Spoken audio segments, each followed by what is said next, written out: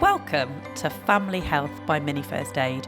Mini First Aid are the UK's leading family first aid provider, and we are delighted to bring our latest podcast series to you, giving you all the information that you need around family health subjects. Thanks for joining. Welcome to the Family Health Podcast. This podcast is brought to you by Unity Mutual, a trusted partner for your savings and investments and partner that understands your commitment to your child's health and financial future. When you choose Unity Mutual for a junior individual savings account, you secure your child's savings journey and receive a free mini first aid class. But it's not just about caring for their health, it's also about setting them up for a brighter future.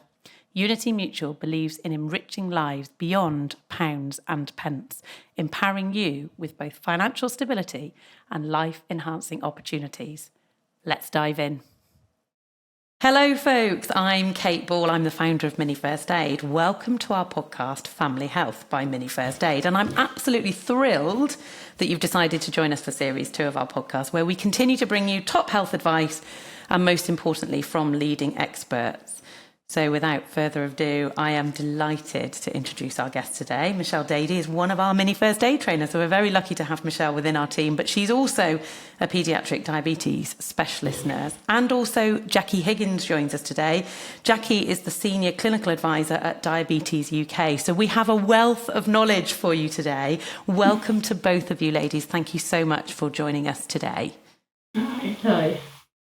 Ladies, can you tell me a little bit about yourself and what you do? Perhaps, Jackie, if we can ask you first about what you do. Yes, thank you. So I am a senior clinical advisor for Diabetes UK. Prior to that, my background is paediatric nursing, and I was actually a paediatric diabetes specialist nurse for many years before joining Diabetes UK. Brilliant. And how about you then, Michelle? Tell us about what you get up to. Yeah, so I am running Mini First Aid, Milton Keynes and Northampton, so obviously doing lots of first aid classes in that area. And prior to that, I am a registered children's nurse, and I worked as a diabetes specialist nurse at the hospital, actually with Jackie. So Jackie and I know each other very well, and we've worked and looked after lots of children and families with diabetes. Brilliant. Guys, I've got loads of questions for you today, so I hope you are ready. Jackie, I have a question for you, which says, on the Diabetes UK website, it says we are leading the fight against the UK's biggest and growing health crisis.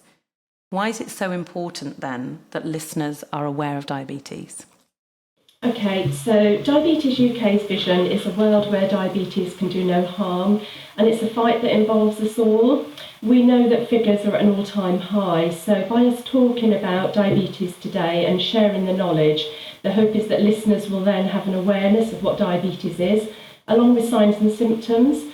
By having this conversation, it will help people know when to seek medical advice, as it's really important actually for diabetes to be diagnosed as early as possible. Right, great, thank you. And I think just for a lot of people, they'll be listening, perhaps not knowing as much about diabetes as they perhaps should. So I think this session is so important. Jackie, how many people in the UK are affected by diabetes in total? Okay, so data shows that there are more than 4.3 million people that do have a diagnosis of diabetes, and around 8% of those will be living with type 1 diabetes and 90% living with type 2 diabetes, and we've then got 2% living with other forms of diabetes. We also estimate that there is another 850,000 people that could be living with type 2 diabetes, and these are yet to be diagnosed. Wow. Thinking about sort of the children, so due to differences in how the data is recorded for children with diabetes across the nations, we can't give an exact figure of how many children are living with diabetes. But from the data that we have, we know that there is at least 37,000. This is excluding Northern Ireland, where the data isn't available, and we do know that most of these children will be living with type 1 diabetes. Gosh, 37,000 children, and that's without having all of the data. Yes, I do think that diabetes can be a little bit confusing because you mentioned there the different types. Can you tell us in sort of really simple terms, what are the key points of difference between type 1 and type 2 diabetes? Yes, of course, yes. So type 1 diabetes is an autoimmune disease, and it occurs when the immune system attacks and destroys the insulin-producing cells in the pancreas. As a result of this, the body can no longer produce insulin, and the role of insulin is to move the sugar from our blood into our cells where it's needed for energy to fuel our bodies. And we can't live without insulin. It helps to manage our blood sugar levels and prevent serious short or long-term complications that are known as diabetes complications. So people with type 1 diabetes currently have to take insulin as a medication for the whole of their life. Right. The difference with type 2 diabetes is that insulin is still being made, but the body becomes resistant to the insulin, or it doesn't produce enough insulin to regulate blood sugar levels. However, with the potential with the right support for type 2 diabetes to make some behaviour changes, and that could be sort of making small swaps to diet, increasing physical activity levels, maintaining a healthy weight, can help prevent or delay the onset of type 2 diabetes. Right. And also with the right treatment to manage diabetes well, to be able to prevent complications associated with diabetes. So you talked about... Sorry, Jackie. We also know that it may be possible for a person to put their type 2 diabetes into remission. And this is when blood sugar levels are below the diabetes range and means that they don't need to take their diabetes medication anymore. Right, okay. But type 1 is lifelong medication? It is, yes. Right. It's an autoimmune condition, yes, and lifelong. Talking about the symptoms then, the differences, or are there differences between the symptoms that somebody would experience with type 1 and type 2? What are those differences, if there are any? Okay. So the main symptoms, and this is the same for both type 1 and type 2 diabetes, and also the same for children and adults. And the main symptoms are going to the toilet to wee a lot more, wanting to drink more, so excessive thirst, tiredness, becoming thinner, so losing weight without trying. And we actually call these the 4 T's. So we refer to it as toilet, thirsty, tired and thinner. And I think sort of to remember the 4 T's, it's quite a catchy sort of phrase, really. I'm writing it down as we speak. There are other symptoms that people may experience, and that could be genital itching or thrush, also blurred eyesight. And if people notice maybe that they have a cut or a wound that's slow in healing, that's another symptom. And these are the same in adults and children? It is, yes. Right. Okay. Yes, and so more commonly, these symptoms might be experienced by somebody with type 1 diabetes, and they can come on really quickly. It's really important as well to, if anybody is noticing these symptoms, to seek medical advice and not wait, as you can become really unwell. And what I would like to highlight that if anybody suspects that a child has a diagnosis of diabetes, they should be seen immediately, and they should actually be referred to their local hospital team for assessment on the same day. Right. So if you spot particularly these 4 T's, and you make a GP appointment, and the GP also suspects that this might be diabetes, they would on the same day refer you to hospital.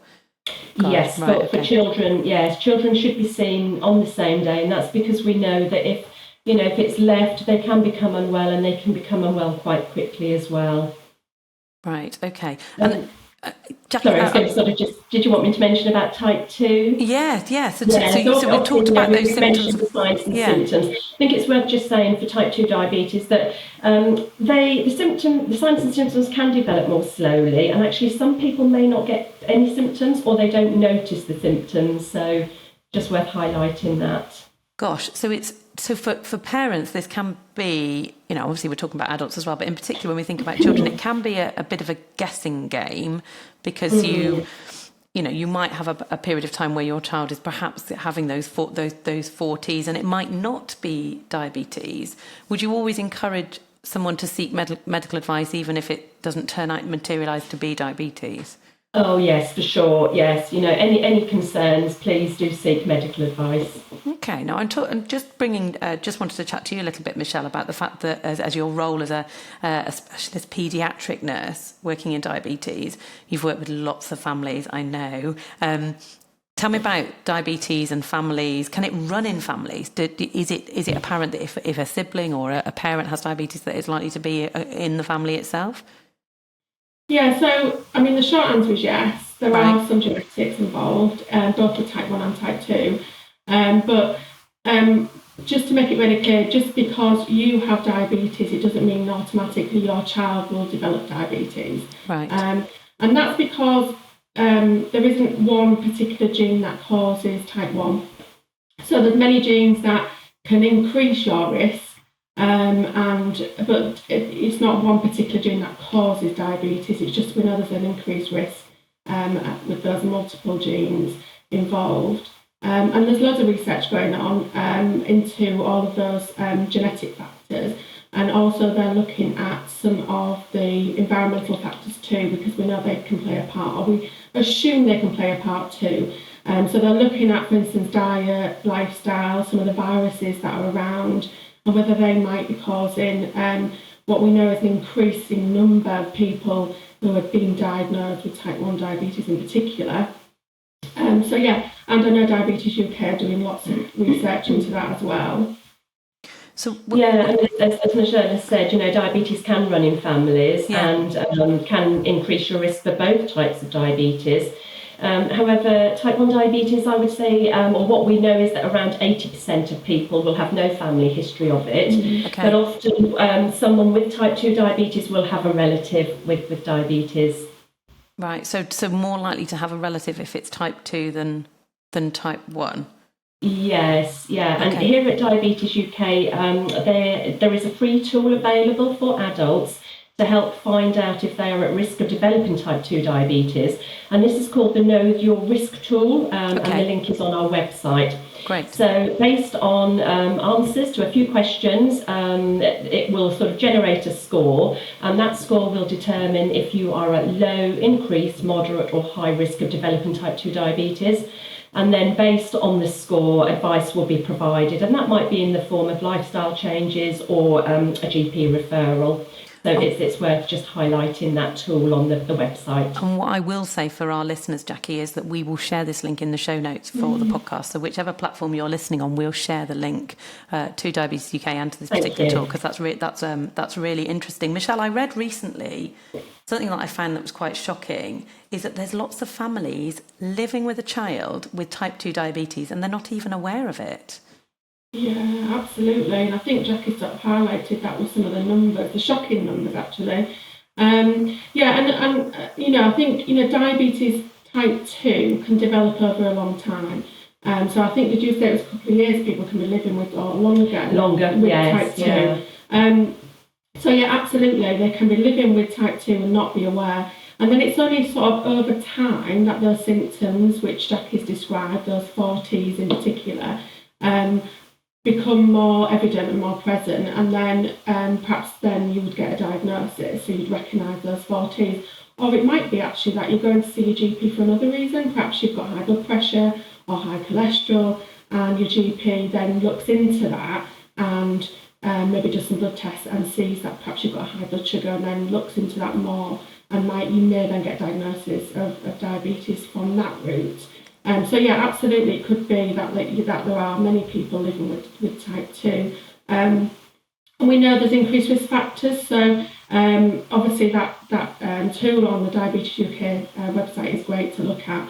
And we know that if you're living with overweight or obesity, and you have other risk factors too, such as a family history or ethnicity or poor diet or inactivity, that might indicate that you need some screening, and that would just be like a simple blood test to see whether your blood sugar's running high. So I was going to ask you that, and I think actually probably, ladies, you've both mentioned it already, but if people suspect, particularly the 40s, that a family member might have diabetes, Michelle, what's the course of action? What should people do? Yeah, absolutely. So if they are seeing those signs and symptoms, then either that's type 1 diabetes or it's type 2 that has been going on for a while. So we've now got these symptoms being displayed. So whatever, we need to seek help, and we need to seek help quickly. And we know that with when we teach parents, we talk to them about what if we suspect something, we use our our gut instinct to tell us that actually something's not right. And we know that with most conditions, if we get an early diagnosis and we start treatment, then the better the outcomes. So we need to get that help and advice from our GP initially. We'd seek help from our GP, and normally your GP would do, so maybe check the urine, so they do a little dipstick and see if there's any sugar in the urine, and they might do a little finger prick as well, and that would be a little tiny little drop of blood from the finger to see if the blood sugar's running high. And if they suspect diabetes from those results, then they would refer to the hospital. And that referral should be done the same day, right? And that person should be seen on the same day as well. So the guidance is very clear about that. What's the same day thing, or or focus? What's the focus on it suddenly being so urgent then, Michelle? Yeah, so if you're developing those symptoms, then you are unwell. We don't want you to get more unwell. Okay. We don't want to see people coming in to hospital for a diagnosis when they're really sick. So if you're developing the symptoms, then we need to see you quickly, because we know that people can change from being well but with symptoms to being really unwell. So we want to see people quickly. We don't want people waiting for an outpatient's appointment. That could be a few weeks' time. So people should expect to be seen the same day if they've been referred in from their GP. Yeah, absolutely. Right, so Jackie, I'm really keen, because Michelle has just mentioned about the fact that people need to have treatment for diabetes. So it'd be really useful to understand what the treatment is. So, and perhaps the differences in the treatment for type 1 and type 2. So how are you treated if you have type 1 diabetes? Okay, so type 1 diabetes is treated with lifelong insulin, and currently this can be given by pen injections or by insulin pump therapy. And an insulin pump is a small device that's attached to the body which releases insulin. As well as having to give insulin several times a day, people with type 1 diabetes need to monitor their blood sugar levels regularly as well. And people will do this in different ways. So some may use a finger prick test, so that's a little sort of spot of blood on the finger prick, and test with a meter. However, there's been huge advances in diabetes technology, and some people now will use either flash monitors or continuous glucose monitors. And these are small wearable devices that you either scan for a result, or they automatically measure and track levels. Both of these reduce the number of finger prick tests that people are required to do. So presumably more comfortable. Yes, and also allow you to spot any changes to blood sugars that might require the person to take some action. So everybody will have their own sort of target range, and that will be discussed with their healthcare team. But if the blood sugar drops below that target range, that's known as a low blood sugar, so hypoglycemia, often referred to as a hypo, and people would need to know how to treat that and bring their blood sugar level up to a safe level again. Also, if their blood sugars are above their target range, they need to know how to manage this, and that is usually by giving additional insulin. Okay. We know now, obviously, with the advantages in technology, that some people will use what we call a hybrid closed loop system, and you may have heard this referred to as the artificial pancreas. Okay. So this consists of somebody wearing a insulin pump and also a continuous glucose monitor, and they talk to each other. So, and some of these systems will pause insulin as needed. So, really sort of huge advances really in technology. And as well as, the giving of insulin and the monitoring of blood sugar levels, people with type 1 diabetes will carbohydrate count as well. So that means that they are taught how to match how much insulin is needed for the carbohydrate that they eat and drink. And a lot of the technology will have algorithms within it. So, the actual sort of the sums can be made quicker and easier by certain apps. And that's the main treatment for type 1 diabetes. It's clever. As well as just sorry. It's really clever. It's really clever stuff that this is all being done. And when you start saying things like apps, and that must, I guess, give people just much more of a feeling of control and regulation by technology. It's really clever. Sorry, I interrupted you there, Jackie. No. I was just going on to say, obviously, I mean, that there's an awful lot there, in managing type 1 diabetes. And I think another couple of points I would just like to make is just, we would advise, obviously, following a well-balanced, healthy diet and keeping physically active as well. That's another couple of points I'd like to add. Talk to me then about the treatment for type 2 diabetes. Yes. Okay, so type 2 diabetes, so healthy diet and exercise can be the first steps in managing blood sugar levels. This will depend, though, on what stage type 2 is diagnosed. Some people may actually be started on medication straight away. And there's the medications that could either be in tablet form or injections. And they actually help to manage a condition in different ways. So some medication increases the amount of insulin the body can make, and other medications can improve how the body responds to the insulin that is being made to make it work better, really. Again, blood sugar monitoring is required and will depend on the treatment that the person is on. And NICE have recently updated their guidance actually to include some recommendations for other monitoring devices for those living with type 2 diabetes for both adults and children, but that's providing they meet the criteria set out in the NICE guidance. And I think as well, just to sort of say, there's lots of evidence to show that some adults with type 2 diabetes who live with obesity or overweight can go into remission by losing a significant amount of weight. Okay. And that again means that, if somebody has put their type 2 diabetes into remission, that their blood sugar levels are below the diabetes range and means they don't need to take diabetes medication anymore. There isn't much evidence around remission in children and young people who develop type 2 diabetes. Okay, that's and interesting. The limited evidence there is around this age group is actually in young people who have undergone weight loss surgery. Okay, that's interesting. Michelle, particularly in your work in the paediatric side of diabetes support, I would imagine, as a parent now, speaking as a parent, that if I am faced with a diagnosis for my child, this is, and all the stuff that Jackie's mentioned about monitoring and testing and regulation, that can be quite a lot. What support do you give from a nursing capacity to help families move into that whole process of being able to monitor their children particularly? Absolutely. I mean, it's huge, isn't it? I mean, Jackie's just described it. There's so much to the management of diabetes, and what I would say is that first of all, it's very much a team approach. So you'll have a team that are there to support you right the way through diagnosis and then ongoing management, and there's no expectation that you know all of this straight away. So they're going to talk you through how to manage things, start off with basics, and then talk you through how we can manage things and which way might be suitable for you. So it's very, very individual. But certainly at that diagnosis, people want answers when they have a diagnosis. Why has it happened? Could we have prevented it? And we can't always give a reason in diabetes, particularly type 1, but we can certainly give reassurance and we can help reduce those feelings of guilt. And most teams will have a psychologist as part of their team as well. So they're there to support families through the diagnosis and then ongoing support as well. And it's so important that they have that ongoing support because they will have difficult times along the road. We know it's a lifelong condition, and so they will experience difficult times for sure. And so having that support is really important. And then I guess the other thing is that they need to have, they need to be educated. They need to understand about their condition so that they can fully understand it and not help themselves navigate the way through those more difficult times.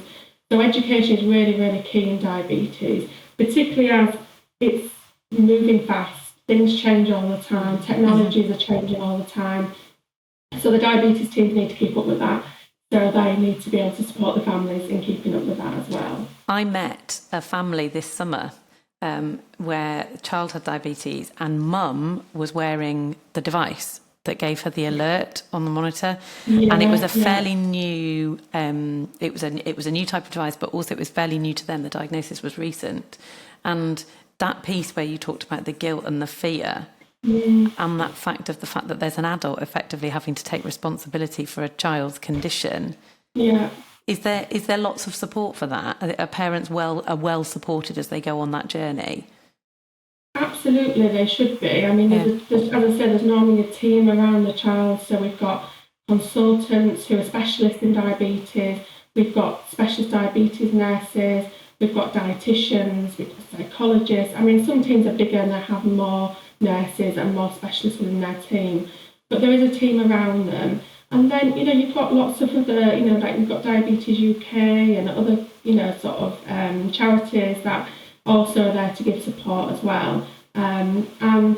It's just about making sure that it's right for them. So there's technology there. Do they want to use it? Do they want to be involved in that technology, or actually are they not quite ready for that? So it's really about looking at that family and that individual child and what their needs are. I feel like I'm totally taking a very self-indulgent point of having both of you on screen now, because I'm going to ask you about my mum. Because my mum had a diabetic screening. She's 74. She'll kill me for that as well. But the point is, and I guess is that this will probably resonate with lots of people listening who have older parents or relatives. They popped my mum from some screening on a point system, and it's marked her as pre-diabetic. So I feel, as her daughter, that I need to understand what this means. But what happens next? How does this scoring system even work? Jackie, tell us about what my mum's been told, what she's been given. Right. Yes. No, I will do. And obviously, it's concerning, isn't it? And you need to know some stuff around that. So firstly, pre-diabetes is caused by insulin resistance. So just to recap, that's when the body's not responding properly to the insulin that's being made, therefore blood sugars are higher than usual, but not high enough for a person to be diagnosed with type 2 diabetes. It does mean that person is probably at higher risk of developing type 2 diabetes though, but unlikely to be experiencing any symptoms. Okay. So I would say, anybody worried about pre-diabetes, please, make an appointment to see your GP. They should arrange for you to have a simple blood test. And the most common blood test for checking this is something called a HbA1c test. And what this does is it gives a measure of what blood sugar levels have been like over the last 2 to 3 months. And a HbA1c of between 42 millimoles and 47 millimoles is actually higher than normal and means that you are at risk of developing type 2 diabetes. So dependent on the result, the GP will advise and sort of move things forward. So presumably there is a line, because they have to draw a line to say this is where you're above or below the line to say that you're pre-diabetic. And so should it cause any concern for someone if they get told that they're pre-diabetic? Is there changes that they need to make? Yes, and again, the GP will advise on that. Yeah. Okay. Oh, that's good. That's good. I just suddenly thought, when we were having this conversation with my mum, I suddenly thought, I need to equip myself with this and I've done that very typical response, which we talked about earlier today, which is that fear and that anxiety about not knowing or not knowing more. And I think, ladies, thank you so much, because I think you've given us some real clarity, obviously, in the 2 types of diabetes, but also some of the symptoms that we might experience, but also what happens when you do get that diagnosis. And the work of Diabetes UK can be hugely reassuring. I know that there's a great wealth of knowledge and expertise and advice and support available from Diabetes UK. So thank you for that. And we'll share the links with that on our podcast notes. I want to ask you both, because I want you to give you the opportunity to, if there's anything particular that you want to say for families. For you, Michelle, for people listening to today's podcast, is there anything particular that you would want people to take away? Yeah, I think, we can't stress enough that the 4 T's are so important to remember. I'll just recap: thirst, toilet, thin and tired. And, if we see those symptoms, then we must be getting help, and we should get help straight away. So that would normally be your GP. But I also think, we've discussed the different types of diabetes today, and it's about recognising that there is a difference between the two and the way they're managed. So I think if people can take that away, that would be really useful too. Brilliant. Thank you, Michelle. And for you, Jackie, is there anything perhaps from your position of working for diabetes or representing Diabetes UK, is there anything that you particularly would want people to take away today from listening to this podcast? Yes, I think actually, just obviously sort of echoing what Michelle has said, it's being aware of the signs and symptoms and knowing the importance of getting that medical advice straight away. Brilliant. Ladies, thank you so much. I really appreciate you giving your time to us at Family Health Podcast and also to our listeners. I've learned absolutely loads today, and thinking about those symptoms and understanding that and those 4 T's, and all the information for our listeners will be available in the podcast notes. Thank you for listening to today's podcast. You've been listening to Family Health Podcast, and if you'd like to subscribe, please do so via our social channels or newsletter, which will keep you up to date with our latest episode. And if you'd like to watch a video of this recording, some people like to watch us, ladies, so people might want to see the video of us chatting. And if you want to, you can hop over onto our YouTube channel. If you prefer to listen to us, we're on on all the usual podcast platforms. Now, if there are any topics that you would like us to discuss in the future, we would love to hear from you, because we want to bring family health information like knowledge and expertise like Michelle and Jackie have shared with us today on diabetes. We would like to bring that to you. So please do get in touch if there are subjects that you would like to cover. You've been listening to Family Health Podcast. Thank you so much for listening. Thank you for listening to Family Health by Mini First Aid. I hope you found our podcast really useful and informative. If you want to know more about Mini First Aid classes, courses, qualification courses or first aid supplies, please do visit minifirstaid.co.uk or look us up on all your favourite social platforms at Mini First Aid. As you care